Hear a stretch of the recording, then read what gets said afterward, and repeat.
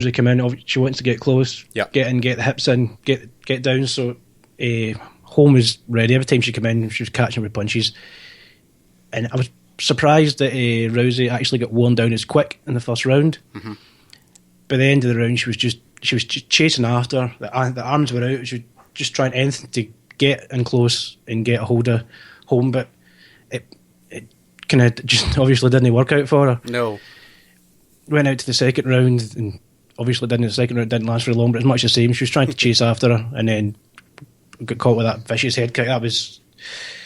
That's something you don't usually see when a champion kind of go into the deck like that, but like, the crowd obviously loved it, and it was a great performance by Holly.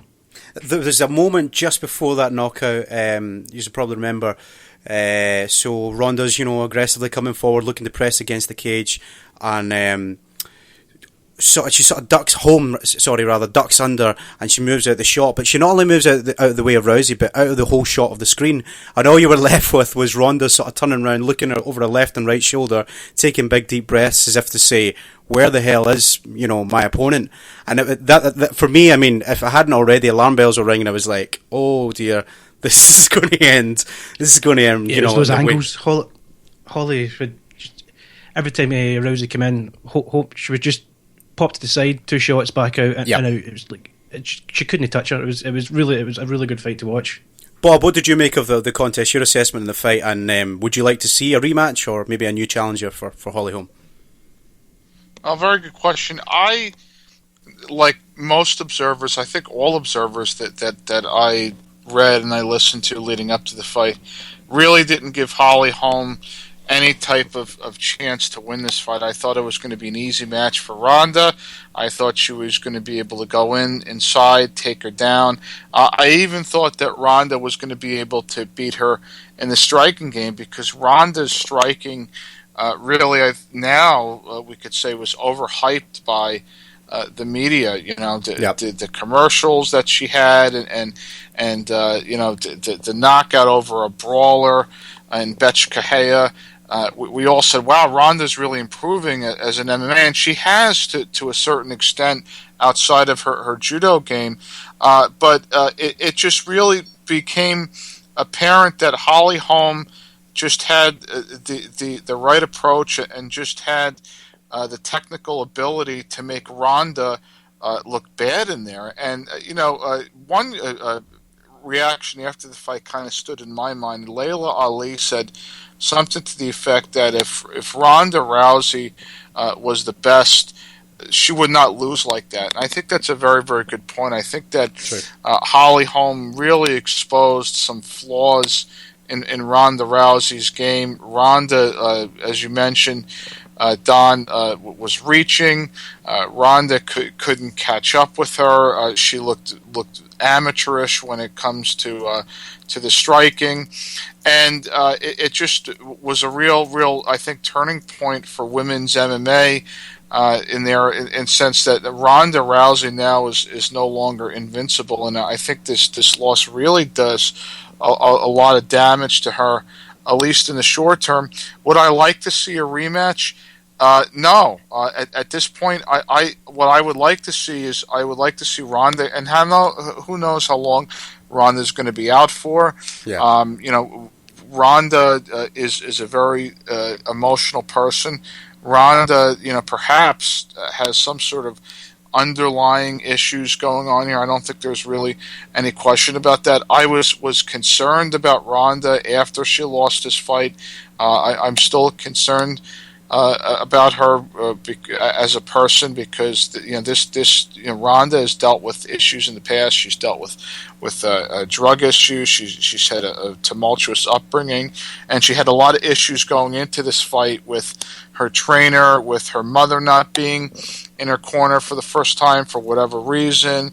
It just wasn't a good leading up to this fight for Ronda. And she loses, and she could potentially be out for a while. And what I would like to see is her come back and fight someone else, fight another person before she fights Holly Holm, because I didn't see anything in this first fight that could make me believe that this would be a competitive fight between the two. I think Holly just looked that much better and that much more professional than Ronda Rousey. Now, for Holly Holm, I think there's a lot of potential out there, and I think there's one name, there's one fighter that nobody's really mentioning when it comes to Holly Holm, and that's Amanda Nunes. You know, I think Amanda could be a really, really good challenge for Holly Holm. Holly Holm's not going to look for the takedown. She's strictly a stand-up fighter, although her takedown defense was impeccable during this fight. She even took Ronda down at one point, which was really, really amazing. Yeah. But I would like to see Holly Holm fight Amanda Nunes, even Amisha Tate, who you know, could have the grappling ability, maybe perhaps to penetrate the distance between her and Holly Holm. And you know, it's important to note too that this was even more of a shocker because of the fact that Holly Holm has not looked impressive in the UFC. Really, I mean, you know, she leading up to this fight, she fought Raquel Pennington. And I remember watching that fight and saying, okay, you know, what's the story with her? You know, she didn't look all that good. She won a split decision. She fought Marion Renault. That's right. After that, and it was another decision. Mm-hmm. And I just wasn't impressed. And I couldn't believe that people were considering her for a title shot. But boy. You know, did she perform, and did she really solidify herself as a great fighter? Another point I want to make here, and I'll turn it over to you guys, is in terms of the business for the UFC, in terms of whether or not this is good for women's MMA from a marketing standpoint, I'm sure all of us are a big fan. I really, really appreciate Holly Holm, her respect and her commitment to religion. But I don't think that from a marketing standpoint, this is going to be all that good for the UFC because she's not the brash personality as Ronda. She's not going to be as big of a draw that has the crossover appeal that Ronda has. And you know, quite frankly, I don't see her doing that well in terms of pay-per-view buys as Ronda did because of all of these different things, because of her fighting style, so on and so forth. So I think that it's going to be sort of it is a watershed moment in the women's MMA for sure. Yeah, good point well made actually. What about yourself, Don? How do you see? Would you like to see a rematch? Would you like to see, you know, Holly Holm's the new champ? Maybe there's like Bob mentions a lot of upcoming contenders, and also what next for Rousey? Where does she go from here? Yeah, there's a lot of talk on rematch, so there's not going to be a rematch, and I think Rousey needs to get another fight before she thinks about fighting Holm again. Mm-hmm. She didn't look good out there. I can understand if it was maybe just a flash knockout. Yeah, they happened, but no, she was outclassed, and yeah, she definitely has to fight somebody else before she gets to Holm again. And obviously, you're saying about Rousey, I can see that the pay-per-view buys. I'm really interested to see what the next pay-per-view buys would be if Holm main events it. I mean, I don't imagine she would carry forward, you know, simply because it was Rousey. You know, she's probably the number one draw. But I take Bob's point that I don't know. I mean, I agree and I disagree. I look at someone like GSP, and you know, you could argue that his fighting style wasn't for mass appeal, or his personality wasn't crossover. Certainly, he had the sort of the whole of the country kind of feel behind him. He had the whole of Canada cheering his name. Yeah. But I don't know. I think you could take Holly Holm and sort of, you know, take her and plug her into something like that, and in terms of marketing and that type of thing. Sorry, Don, I cut you off. You were saying sort of predictions for Rousey going forward. Back to what kind of the draw. Rousey was such a, like, being the champion, she was such a character. I heard people talking about Ronda Rousey fights, and people want to watch the fights in circles that you would never hear them talk about martial arts. Yeah. Not interested. She was everywhere. and I just can't see Holm being that person. Holly Holm's fighting this weekend. I've got to watch it. I can't see it. Yeah, it's the water cooler sort of talk, isn't it? And I mean, absolutely. You have those. Some people cross over, and some don't. And now our panel picks and predictions. Well, gentlemen, it's at this time we move to the sort of second half of our show. I hope you guys have had a chance to look ahead to UFC 194's cards. Touch wood that this card stays together, because it's certainly being billed as something. I'll come to you both individually for your picks and your predictions, all from the main cards and one from the prelim, which is the main event, and that's where we'll start. It's Uriah Faber, and he's taking on Frankie Sands. So we'll start with Mr. Bob Carson on this one. Your predictions for this prelim main event, and your predictions and why, sir. Okay, absolutely. I think this is going to be a real competitive fight. I think both of these fighters, in some sense, have similar styles. I do think, though, however, I would have to give the edge to Uriah Faber. I think Uriah Faber has fought the upper echelon of competitors in his division. I think Uriah Faber is really hungry, coming off of the loss against Frankie Edgar, and I would pick him to win a fairly competitive but definitive decision against Frankie Sands in UFC 194. A really good fight to put on the prelims on television for people to watch. Yeah, but nice build-up fight. What about yourself, Don? Who are you picking in the prelim main event? Yeah, I'm with Bob. I think it's going to be a kind of well-matched, kind of fast-paced fight, but I think Uriah will pick up the decision win.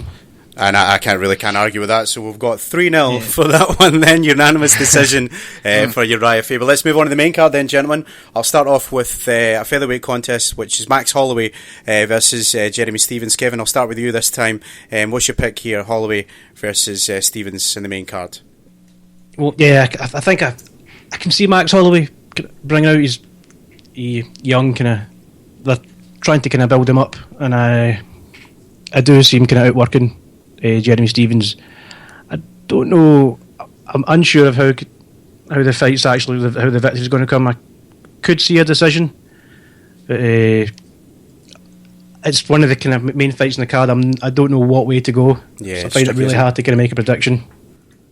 We're sitting on the fence with this one, or we're going to go for Holloway? Fence, but I think I'm going to go with Holloway, but I'm kind of just off the fence. Excellent choice. What about yourself, Bob? Who are you picking in this 145 contest?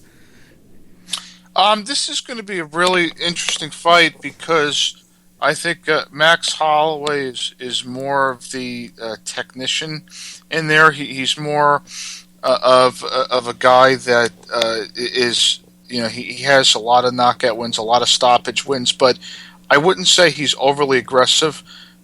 Just based on what I've seen, others may disagree.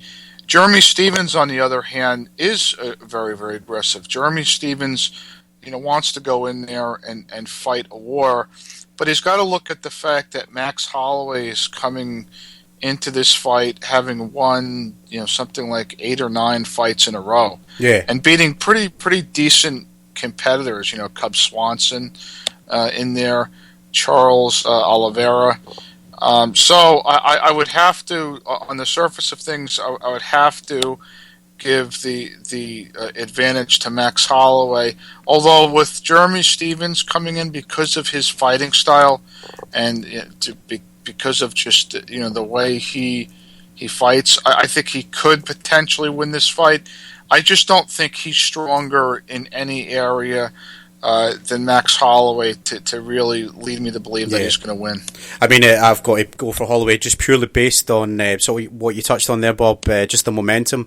I know obviously in the Oliveira fight there was that unfortunate injury, but I mean, fresh in my mind, you've got things like you said, the Cub Swanson fight, and just how much he's been on a tear. I don't think he's lost since Conor McGregor.